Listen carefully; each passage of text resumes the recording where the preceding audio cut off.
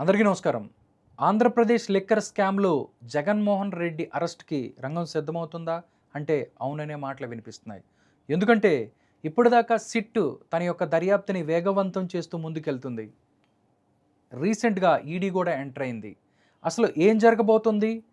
జగన్మోహన్ రెడ్డి టార్గెట్‌గానే ముందుకెళ్ళబోతుందా ఈ యొక్క దర్యాప్తు సంస్థలు? అసలు ఏం జరుగుతుంది? ఈ విషయాలు మనతో మాట్లాడటానికి ఆంధ్రప్రదేశ్ బీజేపీ నాయకులు, అదేవిధంగా హైకోర్టు సీనియర్ అడ్వకేట్ కృష్ణకాంత్ గారు ఉన్నారు మనతో. ఆయనతో మాట్లాడదాం, మరిన్ని విషయాలు తెలుసుకుందాం. నమస్కారం సార్. నమస్తే అండి. Sir, Andhra Pradesh liquor scam, Delhi liquor scam చూస్తే 150 కోట్లు అంటున్నారు. ఇక్కడ చూస్తే 3,500 కోట్లు అంటున్నారు. ఇంకా చాలా ఉందని కూడా మాటలు కూడా వినిపిస్తున్నాయి. ఇప్పటికే చాలామంది జైల్లో ఉన్న పరిస్థితి. సిట్టు ముందుకెళ్తుంది, దూసుకెళ్తుంది అని చెప్తున్నారు. ఇప్పుడు రీసెంట్‌గా ఈడీ కూడా ఎంటర్ అయింది. అంటే జగన్మోహన్ రెడ్డి అరెస్ట్‌కు రంగం సిద్ధమవుతుందా అంటే ఏం చెప్తారు మీరు? ఇప్పుడు ఆర్కే గారు ఇవాళ రోజు మనం చూసుకుంటే ఈ లిక్కర్ స్కామ్ ఏదైతే ఉందో ఆంధ్రప్రదేశ్ లిక్కర్ స్కామ్ అది ఢిల్లీ లిక్కర్ స్కామ్స్ కంటే 10 ఫోల్డ్స్ ఎక్కువ. అంటే ఢిల్లీ లిక్కర్ స్కామ్ ఇంకా 2,000 కోట్లు 2,500 కోట్ల వరకే అయ్యింది. అది ఇది 3,500 కోట్లని ఒఫీషియల్ వీళ్ళు చెప్తున్నారు. కానీ నేనేం చెప్తున్నానంటే మినిమం 1,00,000 కోట్ల వరకు వెళ్ళి ఉంటుందని నా అంచనా. ఎందుకంటే మీరు అప్పుడు గత ప్రభుత్వంలో చూసుకుంటే 2019 to 2024 అసలు మీకు అసలు క్యాష్ ట్రాన్సాక్షన్స్ తప్ప అసలు ఎక్కడ యూపీఐ ట్రాన్సాక్షన్సే జరగలేదు. Any wine shop you go, మీరు ఎప్పుడైనా ఏపీలో వెళ్ళండి, ఏ వైన్ షాప్ కన్నా బెల్ట్ షాప్కి ఎక్కడికి వెళ్ళినా కేవలం క్యాష్ ట్రాన్సాక్షన్స్ మాత్రం యాక్సెప్ట్ చేశారు. అంటే ఈ లెక్కన ముఖ్యంగా మళ్ళీ చీప్ లిక్కర్ బ్రాండ్స్ వాళ్ళ ఓన్ బ్రాండ్స్ అవి లాంచ్ చేసి సో కాల్డ్ జే బ్రాండ్ అని చెప్పి ఎలిగేషన్స్ ఏవైతే వచ్చాయో ఆ జే బ్రాండ్ పేరు మీద ఈ అదాని డిస్టిలరీస్, ఎస్పీవై డిస్టిలరీస్ అని ఇలా రకరకాల, లీలా డిస్టిలరీస్ అని ఇలా రకరకాల వీళ్ళ ఓన్ డిస్టిలరీస్ పెట్టి దాంతో ఒక మాఫియాని క్రియేట్ చేసి ఏదైతే గత ప్రభుత్వమో అసలు కంప్లీట్లీ సంపూర్ణ మద్యపాన నిషేధం చేస్తామని వచ్చిన వాళ్ళు వాళ్ళే రివర్స్లో ఒక మద్యం మాఫియా నడిపించి, సిండికేట్ నడిపించి దాని మీద దగ్గర 1,00,000 కోట్ల వరకు పైన ఖచ్చితంగా దాని మీద సంపాదించి ఉంటారని చెప్పి నా అంచనా. అంటే నేనే కాదు, చాలామంది ఎలిగేషన్స్ చెప్తున్నారు. అదే నా ఎలిగేషన్ అది. ఎందుకంటే నేను ఇందాక చెప్పినట్టు అసలు ఒక్కొక్క బాటిల్ మినిమం 100 రూపాయలు 120 రూపాయలకు అమ్మినప్పుడు అలాంటి ఎన్ని ట్రాన్సాక్షన్స్ అయినాయి వాటికి 5 ఏళ్ళు మళ్ళీ దగ్గర 5 ఏళ్ళు ట్రాన్సాక్షన్స్, క్యాష్ ట్రాన్సాక్షన్స్ అంటే ఎంత బ్లాక్ మనీ అయి ఉండొచ్చు అది. అక్కడ చాలా అవకతవకలు అయ్యే ఛాన్సెస్ ఉన్నాయి కదా. సో నా దృష్టిలో ఈ 3,500 అనేది ఒఫీషియల్గా బయట కనబడుతుంది అంతే. ఇంకా ఎక్కువ ఉందంటారు? ఇంకా 100% ఎక్కువ ఉందనేది నా ఉద్దేశం, నా personal opinion. Okay, ED enter అయిన తర్వాత అంటే చాలామంది మాట్లాడుతున్నారు, ఎందుకంటే మీరు కూడా బీజేపీ నాయకులుగా ఉన్నారు, జగన్మోహన్ రెడ్డికి బీజేపీకి లింక్ ఉంది. అందుకనే మొన్న రాహుల్ గాంధీ ఎవరైతే ఉన్నారో ఓట్ చోరీ గురించి మాట్లాడితే జగన్మోహన్ రెడ్డి రాహుల్ గాంధీని సపోర్ట్ చేయకుండా రాహుల్ గాంధీకి, చంద్రబాబు నాయుడుకి, వీళ్ళందరికీ లింక్ ఉందని చెప్తున్నాడు. కానీ రాహుల్ గాంధీకి సపోర్ట్ చేస్తే బీజేపీ దూరం అయిపోతుంది కాబట్టి మాట్లాడలేదని అనుకోండి. నిజంగా రాహుల్ గాంధీ ఎవరైతే మాట్లాడిందని పక్కన పెడితే ఈడీ ఎంటర్ అయిన తర్వాత ఆయన మీద మెతక వైఖరి ఏమైనా ప్రదర్శించే అవకాశం ఉంది. ఎందుకంటే ఇప్పుడు ఈరోజు చూసుకున్నట్టయితే ఉపరాష్ట్రపతికి సంబంధించి కూడా రాజ్నాథ్ సింగ్ జగన్మోహన్ రెడ్డి గారికి కాల్ చేసి సపోర్ట్ కోరారంటారు. అంటే అసలు జగన్మోహన్ రెడ్డి గారిని మీద బీజేపీ ఒపీనియన్ ఏంటి, సెంట్రల్ ఒపీనియన్ ఏంటి, స్టేట్ ఒపీనియన్ ఏంటి, ఏం చెప్తారు మీరు? ఒకటి ఆర్కే గారు, first and foremost thing, Jaganmohan Reddy గారి పార్టీ సోకాల్డ్ వైసీపీ పార్టీ ఏదైతుందో అదేమి బీజేపీ ఎన్డీఏ అలయన్స్లో లేదు. సో మాకు వాళ్ళ పార్టీకి ఎటువంటి సంబంధం లేదు. First and foremost thing.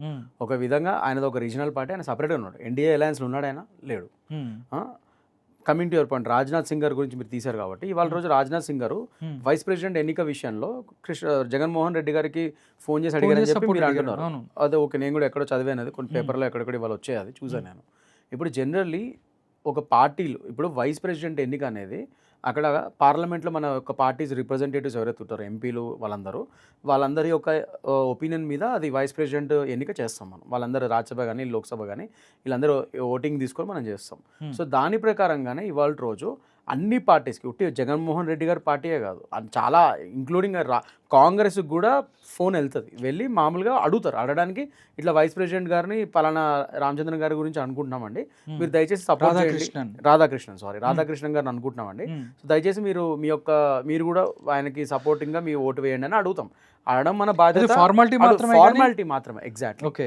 So కేవలం ఒక ఫార్మాలిటీగా అడగడం తప్ప ఆయనకే కాదు, ఇప్పుడు కాంగ్రెస్కి కూడా వెళ్తుంది, రాహుల్ గాంధీకి కూడా ఫోన్ చేసి ఉంటారు. అయితే ఇప్పుడు ఏంటి, ఆయన మా అపోజిషన్ కాకుండా వెళ్తారా? At the end of the day it's democratic ప్రాసెస్లో మన అందరినీ కలుపుకొని తీసుకొని వెళ్ళాలి at the end of the day. అది బీజేపీ ఖచ్చితంగా ఫాలో అవుతుంది. దానికి అనుగుణంగానే వాళ్ళ రోజు బీజేపీ ఫోన్ చేసి అడుగుండొచ్చు, కానీ అంతేగాని వాళ్ళతో ఏదో ఉన్నట్టు దీనికి పెద్ద ఈ మీడియా వల్ల క్రియేషనే తప్ప జగన్మోహన్ రెడ్డికి ఫోన్ చేశారు సపరేట్గా. నిజంగా ఆయన మా ఇండియా ఎయిర్లైన్స్లో లేడు. ఇండియా ఎయిర్లైన్స్లో లేనప్పుడు ఆయనతో మాకు ఎటువంటి సంబంధాలు లేవు. ఇప్పుడు coming to your liquor scam, ఇప్పుడు లిక్కర్ స్కామ్ గురించి ఫస్ట్ నుంచి మాట్లాడింది బీజేపీ ఆంధ్రాలో.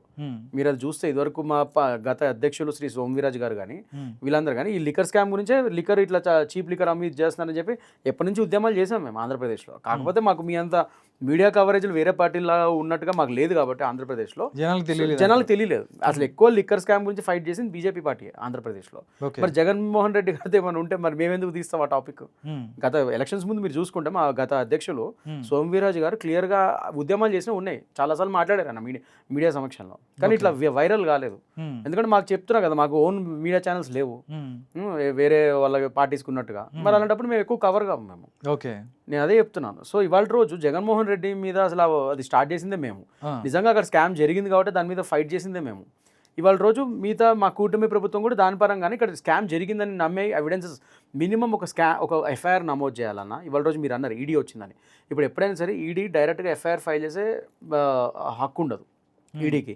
ఒక ఎఫ్ఐఆర్ నమోదైతే ఒక కేసు మీద, ఆ ఎఫ్ఐఆర్ బేసిస్ మీద నెక్స్ట్ ఈడీ వస్తుంది. అక్కడ మనీ లాండరింగ్ జరిగింది, ఈడీ ఎన్ఫోర్స్మెంట్ డైరెక్టరేట్ అనేది పిఎంఎల్ఏ యాక్ట్ అంటే prevention of money laundering act కింద పనిచేస్తుంది. సో ఆ పిఎంఎల్ఏ యాక్ట్కి అనుగుణంగానే ఇవాళ రోజు ఇక్కడ ఏదో స్కామ్ అయింది, ఎఫ్ఐఆర్ నమోదైంది, సిట్ అనేది ఇవాళ రోజు ఒక ఎఫ్ఐఆర్ నమోదు చేసిందని చెప్పి దాని బేసిస్ మీద ఈడీ వచ్చింది. వచ్చి మళ్ళీ వాళ్ళు కూడా వాళ్ళ దర్యాప్తు సపరేట్గా చేస్తున్నారు. సిట్ ఆల్రెడీ ఇక్కడ మీకు ఎఫ్ఐఆర్ చేసే ముందు compulsory prima facie minimum evidence establish అయితేనే ఎఫ్ఐఆర్ చేయగలుగుతాం. ఓకే, గత ప్రభుత్వం మీద. ఎందుకంటే ఇక్కడ ప్రివెన్షన్ ఆఫ్ కరప్షన్ యాక్ట్ కూడా వస్తుంది, ఇవన్నీ కూడా వస్తాయి గత ప్రభుత్వంలో ఉన్న పాలకుల మీద కాబట్టి. అక్కడ స్కామ్ అయిందని తెలిసి అంటున్నారు కాబట్టి. So prima facie minimum evidence లేకుండా అసలు ఎఫ్ఐఆర్ చేయదు సిట్. సో నిజంగా ఆధారాలు దొరికాయి కాబట్టి వాళ్ళ రోజు సిట్ నమోదు చేసింది ఎఫ్ఐఆర్. ఆ ఎఫ్ఐఆర్ని అనుకొని వాళ్ళ రోజు ఈడీ కూడా వచ్చి ఎంట్రీ ఆ ఎఫ్ఐఆర్ మీద వాళ్ళు దర్యాప్తు చేసి ఈసీఐఆర్, ఈడీలో ఈసీఐఆర్ అంటారు, ఈసీఐఆర్ ఫైల్ చేశారు వాళ్ళు కూడా. సో ఎవరికి వాళ్ళకి ఇండివిజువల్ సంస్థలు ఇవి. ఈ సిట్ అనేది స్టేట్కి సంబంధించింది, ఈడీ అనేది సెంట్రల్ సంబంధించిన అథారిటీస్. ఎవరికి వాళ్ళు ఇండివిజువల్గా వాళ్ళు ఓన్గా వాళ్ళు దర్యాప్తు చేస్తున్నారు.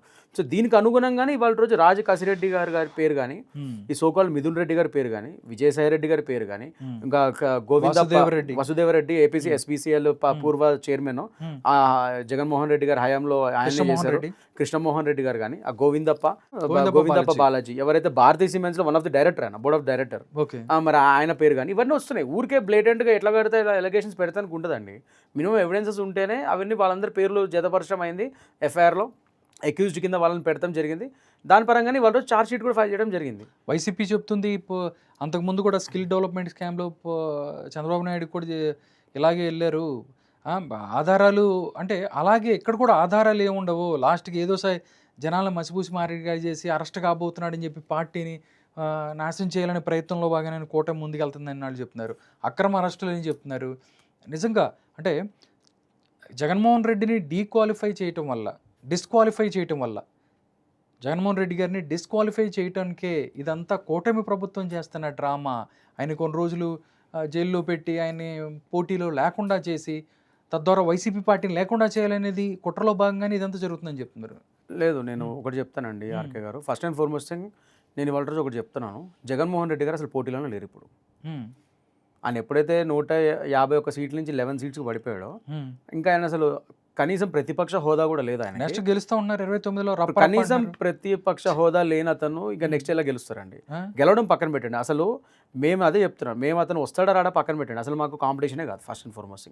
సో అతని మీద ఇప్పుడు ప్రత్యేకంగా మేము ఏదో కుట్రలు 40% పైన ఓట్ షేర్ వచ్చింది, 40% ఓట్ షేర్ ఉన్నది కూడా ఇప్పుడు నెక్స్ట్ 20కో 10కో పడిపోతుంది, మేము ఇస్తాం గ్యారంటీ దానికి. సో ఖచ్చితంగా అతను స్వయంకృతాపరాధం ఆయన చేసుకుంది. అదే జనాలు చూసి వాళ్ళ రోజు జనాలు ఇచ్చిన జడ్జిమెంట్ అది, అంతే కదా, జనాలు ఇచ్చిన తీర్పు అది, మేమేమి చేసింది కాదు అది. సో అతను 11 సీట్స్ కుదించింది జనాలే, ఆంధ్ర ప్రజానికమే, అందులో మేము కొత్తగా చేసింది ఏం లేదు. ఇప్పుడు మీరు స్కాములు చేస్తారు, మీరు పాపాలు చేసిన తర్వాత మేము కేసులు దాని మీద దర్యాప్తులు జరపకూడదు, కేసులు ఫైల్ చేయొద్దా పోలీసు వారు? ఇదే న్యాయం ఇది. మీరు గత ప్రభుత్వంలో మీరు ఏదైతే లిక్కర్ స్కామ్ అసలు సంపూర్ణ మద్యపాన నిషేధం అని మేనిఫెస్టోలో పెట్టుకుని వచ్చిన వాళ్ళు మీరు అసలు సంపూర్ణ మద్యపాన నిషేధం చేయకపోగా మీ యొక్క బినామీ పేర్ల మీద మీ యొక్క ఓన్ డిస్టిలరీస్ పెట్టి జే బ్రాండ్స్ అని తరహాలో వాటిని నడిపించి జనాలకి చీప్ లిక్కర్ అందించి బలవంతంగా మంచి బ్రాండ్స్ అని అసలు అవైలబుల్ లేకుండా చేసి వాళ్ళని చీప్ లిక్కర్ తాగే విధంగా చేసి వాళ్ళ ఆరోగ్యాలతో ఆడుకొని వాళ్ళ ఆర్గన్స్ కిడ్నీలు లివర్లు అన్నీ పాడే విధంగా మీరు చేసి ఇన్ని చేసిన తర్వాత స్కామ్ అవ్వలేదని మీరు ఎలా చెప్తారు? జనాలే చెప్తున్నారు అక్కడ స్కామ్ అయిందని. అందుకనే కదా మిమ్మల్ని లెవెల్ సీట్స్ తీసుకొచ్చారు. సో ఇవాళ రోజు ఇప్పుడు ఈయన వచ్చి కూటమి ప్రభుత్వం చేస్తుంది, అది చేస్తుంది అంటే నడవదు. అదంతా సాక్ష్యాధారాలు దొరుకుతున్నాయి, దాని పరంగానే ఉచ్చు బిగుస్తుంది రోజుకి. సో ఫైనల్ కింగ్ పెన్ ఎవరైతే అసలు ఇవన్నింటికి నిజంగా అసలు తెర లేపారో వాళ్ళ వరకు కూడా ఆ ఉచ్చు వెళ్తుంది. ఖచ్చితంగా అవసరమైతే వాళ్ళు కూడా ఇంకా నిజంగా వాళ్ళకి అనుగుణంగా వాళ్ళకి అగెన్స్ట్గా ఆ సాక్ష్యాధారాలు దొరికితే ఖచ్చితంగా సిట్ కానీ ఈడీ కానీ దాని పరంగా యాక్షన్ తీసుకుంటారు. వాళ్ళని అరెస్ట్ చేసే అవకాశం కూడా ఉంది.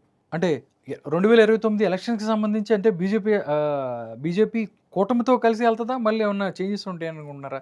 అంటే ఏం చెప్తారు మీరు? అది నేను చెప్పలేనండి. మా పార్టీ అధిష్టానము ఢిల్లీలో ఎవరైతే ఉన్నారో మా అధిష్టానం వాళ్ళు నిర్ణయిస్తారు. ఓకే. అండ్ ఇప్పుడు కూడా అంటే ఇప్పటికైతే మా కూటమి గోయింగ్ వెరీ స్ట్రాంగ్. మా కూటమి ప్రభుత్వం ఎన్డీఏ గవర్నమెంట్ ఏదైతే ఆంధ్రప్రదేశ్లో ఉందో మేము కేవలం డెవలప్మెంట్ మీదే ఫోకస్ చేసి వాళ్ళ రోజు మీరు చూసుకుంటే అమరావతిని ఒక నెక్స్ట్ లెవెల్ వరల్డ్ మ్యాప్లో ఒక వరల్డ్ సిటీ కింద డెవలప్ చేస్తున్నాం మేము. అట్ ద సేమ్ టైమ్ మేము ఎన్ని ఫండ్స్ తీసుకొస్తున్నాము సెంట్రల్ గవర్నమెంట్ నుంచి అవన్నీ కూడా ఇవాళ రోజు జనాలు చూస్తున్నారు. సో ఒక కూటమి ప్రభుత్వం స్ట్రాంగ్గా వెళ్తున్నప్పుడు 100% 29లో కూడా ఒక కూటమి పరంగానే మేము వెళ్ళడానికి ఛాన్సెస్ ఎక్కువ ఉన్నాయి. ఎందుకంటే మేము ఒక మంచి రైట్ గవర్నెన్స్ ఇస్తున్నప్పుడు ఆ గవర్నెన్స్ ఒక 3 పార్టీలు కలిపి మంచిగా చేస్తున్నప్పుడు దాన్ని ఇప్పుడు ప్రజలు కూడా అదే కోరుకుంటే దాని ప్రకారంగానే మేము 3 పార్టీలు కలిసే వెళ్తాము. సో విడిపోవాలని ఎందుకు అనుకుంటాం మేము? సో దాని పరంగా మేము కలిసే ఉన్నాము, ఇప్పుడు హ్యాపీగా ఉన్నాము. సో దాని పరంగానే ప్రజలకి మంచి పరిపాలన ఇద్దాం అనుకుంటాము. దాని పరంగానే మా కుటుంబ గవర్నమెంట్ ముందుకెళ్తుంది. ఓకే. ఫ్రీ బస్కు సంబంధించి కొంచెం ఆరోపణలు వచ్చిన పరిస్థితి అంటే ఆర్డినరీ బస్సుల్లోనే ఇస్తున్నారు, ఎక్స్ప్రెస్లు వాటిలో ఇవ్వట్లేదు అన్నట్టుగా మాట్లాడుతున్నారు కొంతమంది మహిళలు. అంటే ఎలక్షన్ అప్పుడే ముందే చెప్పొచ్చు అన్నట్టు. అంటే ఫ్రీ బస్సు నిజంగా మహిళల నుంచి ఎలాంటి స్పందన వస్తుందని మీరు చెప్తారు?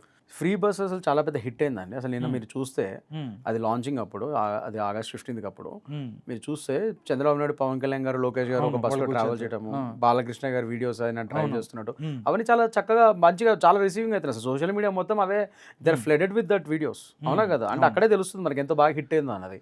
మహిళలు చాలా మంది హర్షం వ్యక్తం చేస్తున్నారు, చాలా బాగుంది, చాలా థ్యాంక్స్ అని చెప్పి మా ప్రభుత్వానికి, మా కూటమి ప్రభుత్వానికి థ్యాంక్స్ చెప్తున్నారు. మోడీ గారికి కానీ, చంద్రబాబు నాయుడు గారు కానీ, పవన్ కళ్యాణ్ గారికి కానీ. సో ఇవన్నీ చేస్తున్నారు వాళ్ళు. చాలా అది హిట్టే. కేవలం అపోజిషన్ పార్టీ వాళ్ళు ఏదో ఒకటి మాట్లాడాలి కాబట్టి ఇంకా వాళ్ళు ఏదో ఒకటి చెప్పాలి కాబట్టి అంటే ఏం దొరకట్లేదు వాళ్ళకి, ఏం దొరక ఏదో ఒకటి ప్రతి దాంట్లో ఏదో ఒకటి తీయాలి కదా. ఇప్పుడు ప్రతి మంచి పనిలో మేము చేసే ప్రతి మంచి పనిలోనూ ఏదో ఒక చెడ్డ పని తీయాలి, ఏదో ఒకటి అందులో బొక్కలు చూపించాలి. సో అవి చూపించడానికి ట్రై చేస్తున్నారు పాపం. అవి కూడా కానీ నా బాధ ఏంటంటే పాపం అందులో కూడా వాళ్ళు విఫలం అయిపోతున్నారు. ఎందుకంటే అందులో చూపించడానికి ఏం లేవు. సో లేని దాన్ని వాళ్ళు చూపించడానికి ట్రై చేస్తూ వాళ్ళే బయటపడిపోతున్నారు అక్కడ. సో దానివల్ల అది ప్రజలు అర్థం చేసుకుంటున్నారు క్లియర్గా, అక్కడ ఏం లేకుండా వీళ్ళు ఏదో హడావడి చేస్తున్నారు అని చెప్పి. సో దాని గురించి వాళ్ళు పాపం మళ్ళీ వాళ్ళు ఫూల్స్ అవుతున్నారు తప్ప ఏం అవ్వట్లేదు అక్కడ. మా కుటుంబ ప్రభుత్వం మొత్తం we are doing a very good job. ఇప్పటివరకు జనాలు కూడా చాలా హర్షం వ్యక్తం చేస్తున్నారు. తల్లికి దీవెన కానీ అవి కానీ ఇవి కానీ అన్నీ మంచిగా వెళ్తున్నాయి. సో అన్నీ బాగున్నాయి అవి. Okay. Thank you so much Krishnakanth garu. ప్రస్తుత రాజకీయ పరిస్థితుల మీద చక్కని మీ యొక్క రెస్పాన్స్ని తెలియజేశారు. నమస్కారం అండి. Thank you.